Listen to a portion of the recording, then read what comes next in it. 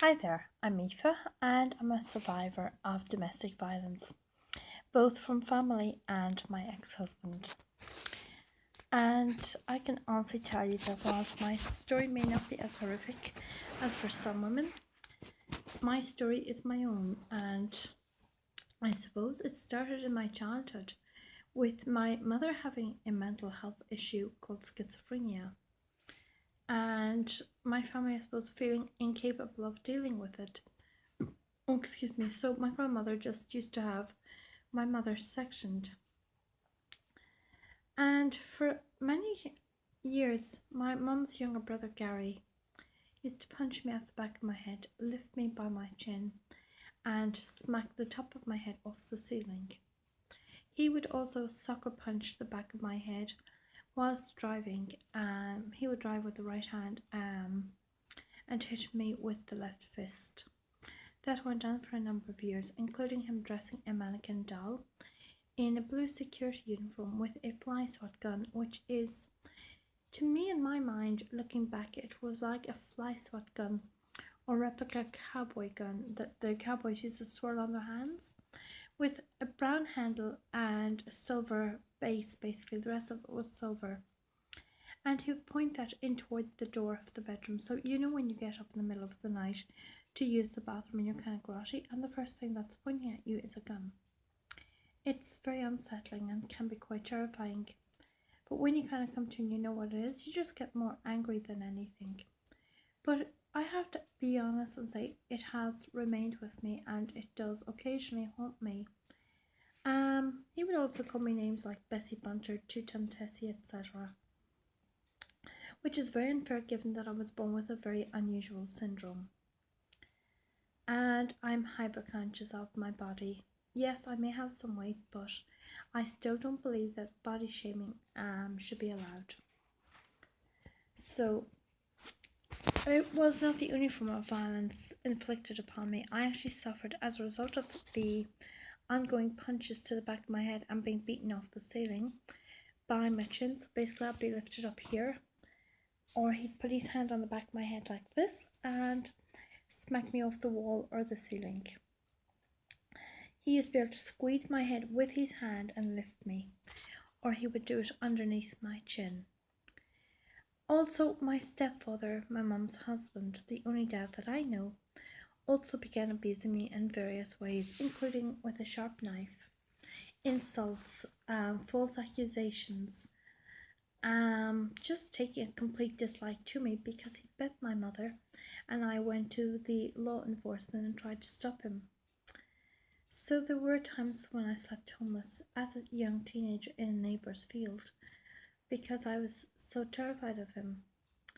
And there were other times when I would basically get off the bus at my grand's village. Even though she wasn't there, she'd gone back to Latvia, I think, or was off nursing, I can't remember which it is. And I would sit in the old phone box huddled up pretending to use the phone because I was too scared to go into my Uncle Gary as well.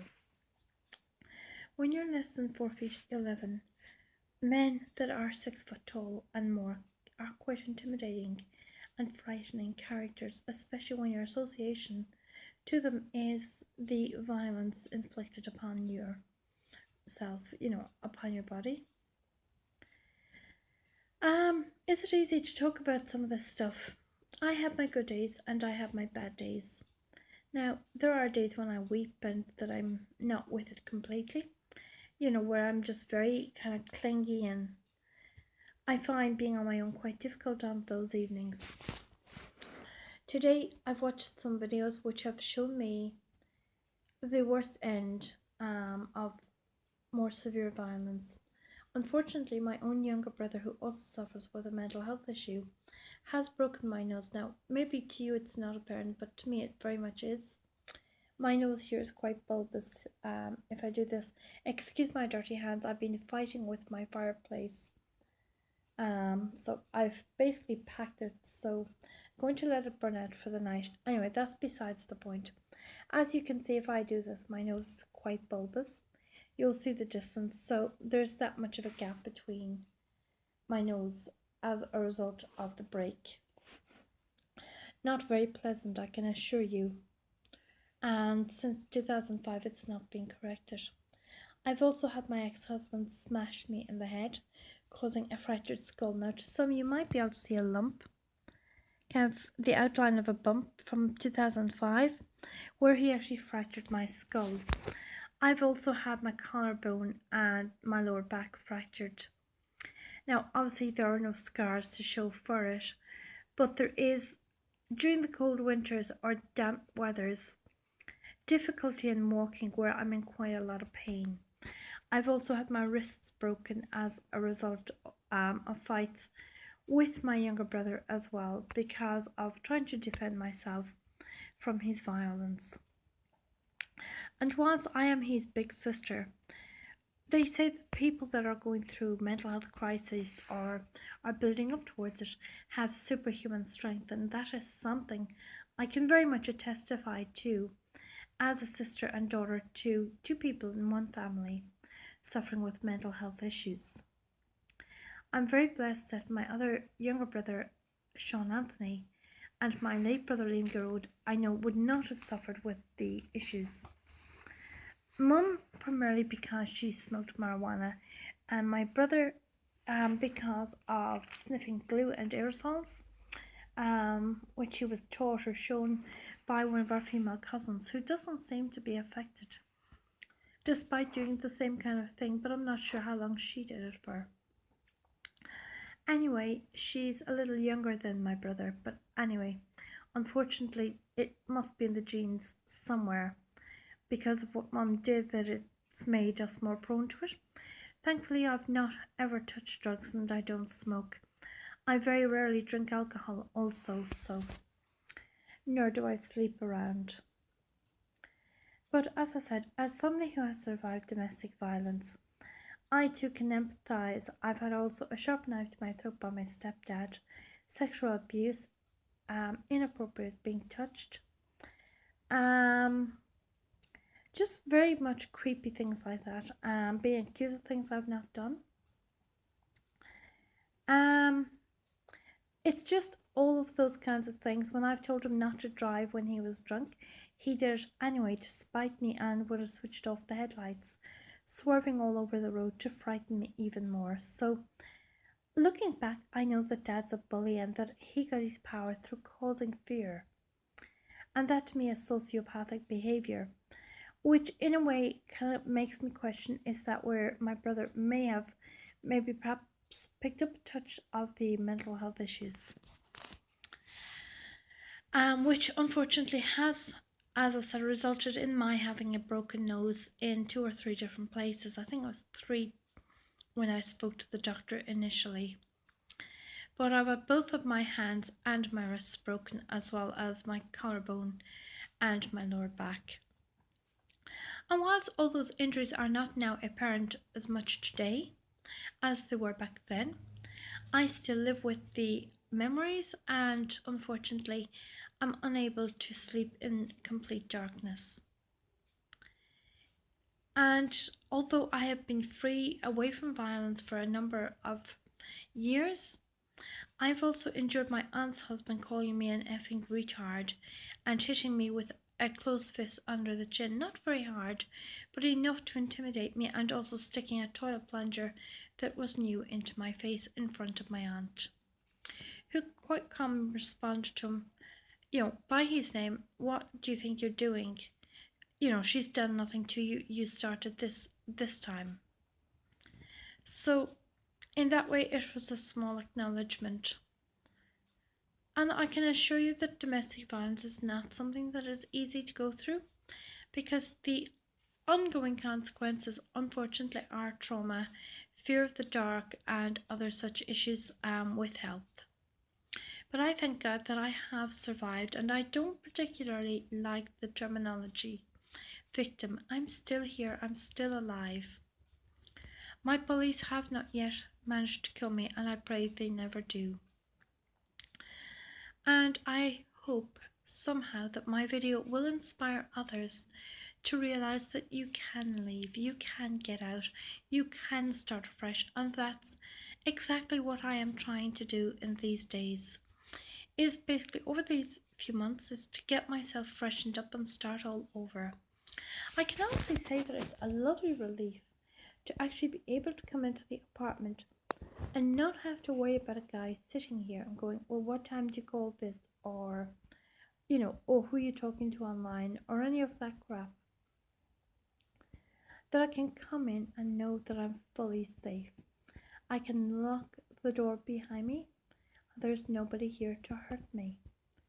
It is one of the greatest reliefs that I've had for a very long time, is the ability to close the door and to know that I am fully safe where I am. I can't begin to tell you, although that might seem small and insignificant to people, and perhaps pale with some of the bigger sacrifices other women have endured for longer than I have.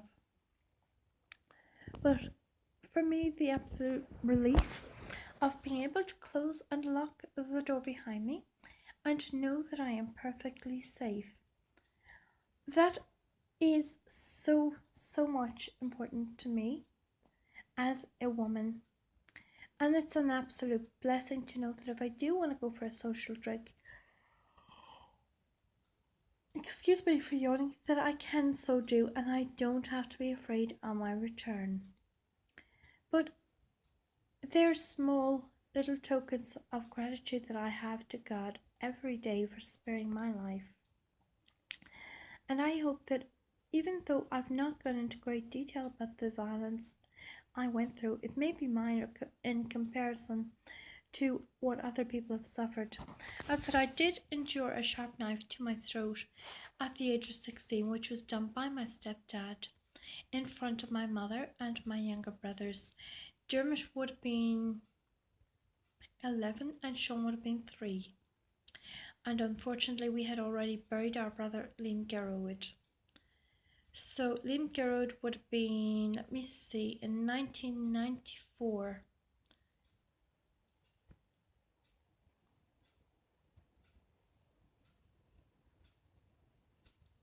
He would have been 7.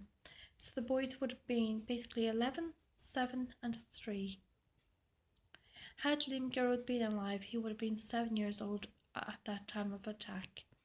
And it took my mum tremendous courage, because she was also being beaten by my dad and being verbally abused and called horrible names.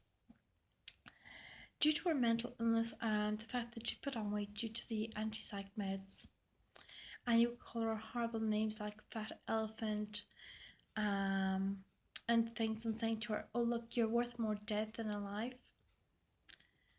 So it was those kinds of things. And he also told my brother that he would basically blow me away with a double-barreled shotgun. On the day of the knife attack, my mum told me that he took the double-barreled, fully loaded shotgun in the van across the road with him, where I'd gone to Watkins barn to hide with Sean Anthony prior to going to Morris's and then into Dad's relation and making a phone call to the residential care unit that I was home on a weekend visit from, that I never wanted to go back to, not because I was there through courts or for a prison sentence.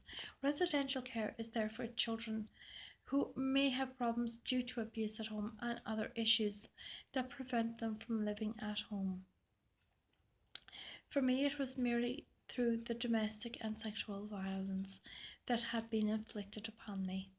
But I don't want anyone to feel sorry for me or pity me. What I would hope that will come from this video is that women will see this, and please God that they too will get the strength to leave the relationship that is abusive, that is codependent. You can make it on your own. I never thought that I could or would, but I've done it. I'm living proof it can be done. And there were times when I did not know what way it was up.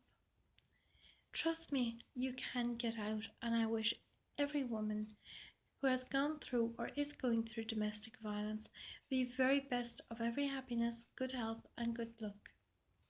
And that if you ever wish to speak to me, I'm here and I'm happy to support in an emotional capacity via phone and email, or through WhatsApp chat indeed.